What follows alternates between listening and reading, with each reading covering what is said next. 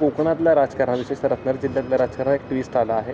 राजन साळवी यांचा शिवसेनेत प्रवेश होतो आणि त्यांच्याबद्दल असं देखील बोललं जातं की त्यांना एखादा महामंडळाचं अध्यक्षपद किंवा विधान परिषद दिली जाईल.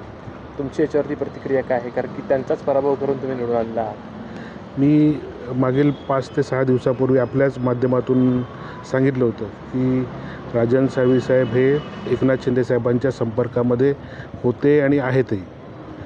परंतु मला असं वाटत नाही की एकनाथ शिंदे साहेब यांना पटकन पक्षामध्ये घेतील, पक्षामधलं एखाद्या विधान परिषदेची जागा देतील आणि महामंडळ देतील. कारण आमच्याकडे राजेश बेंडलसारखे वगैरे जे उमेदवार होते हे किरकोळ मतांनी पडलेत आणि जर राजेश बेंडलसारख्या वगैरे उमेदवाराला ताकद दिली तर आपल्याला नक्कीच त्याचा फायदा होऊ शकतो.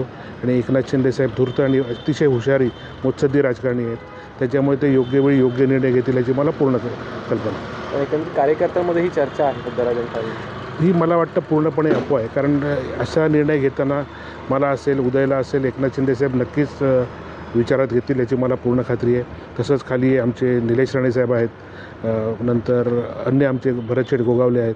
यांना सगळ्यांना कोकणामध्ये विचारात घेऊन हा एकनाथ शिंदे साहेब निर्णय घेतील. परंतु याबाबत शिंदे साहेबांची आणि आमची कोणत्याही प्रकारची चर्चा झालेली नाही. मग एकंदर त्यांच्या पक्षप्रवेशाबद्दल जे बोललं जातं ते त्यामध्ये कितपत तथ्य आहे की त्याची तुम्हाला काही कल्पना? तुम्ही आता म्हटलात म्हणा, पण तरी पण त्या प्रश्नाला जोडून म्हणून विचारायचं. ते निवडणूक हरल्यापासून नेहमी त्यांच्याबाबत चर्चा आहे. ते विविध पक्षामध्ये जाणार आहेत, तिकडेच थांबणार. आता बऱ्याचशा ठिकाणी त्यांची बरीच ज्या ठिकाणी प्रवेश करणार होती दारं बंद झाली असल्यामुळे ते आता अशा नेहमीप्रमाणे अफवा उठवत असतील. मागच्या 6 महिन्यापासून तुमच्या नेतृत्वामध्ये तुमच्यावरती विश्वास ठेवून अनेक शिवसैनिक असतील, म्हणजे UBTमधले असतील किंवा इतर पक्षातले काही कार्यकर्ते पदाधिकारी तुमच्यासोबत आलेले आहेत, शिवसेनेमध्ये आलेले आहेत. आता राजन साळवी यांचा शिवसेनेमध्ये पक्षप्रवेश होतो आहे आणि असं देखील म्हणतात त्यांच्यासोबत काही कार्यकर्ते येतील. तर नेमका पक्षप्रवेश कुणाचा होणार आहे? शक्तीप्रदर्शन, पक्षप्रवेश ह्या गणितं कशी असणार आहेत नेमकी? राजन साळवी साहेबांसोबत आता कोणीही राहिलेलं नाही. सगळे होते ते सगळ्या लोकांनी शिंदे साहेबांच्या नेतृत्वावरती विश्वास ठेवून शिवसेनेमध्ये प्रवेश केला आहे आणि कोणीही त्यांच्यासोबत शिल्लक नाही.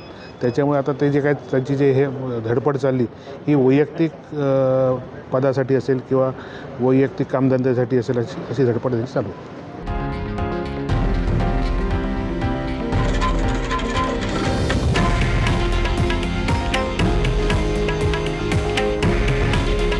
हे आहे देशातील नंबर 1 न्यूज नेटवर्क आणि आपण पाहत आहात TV9 मराठी.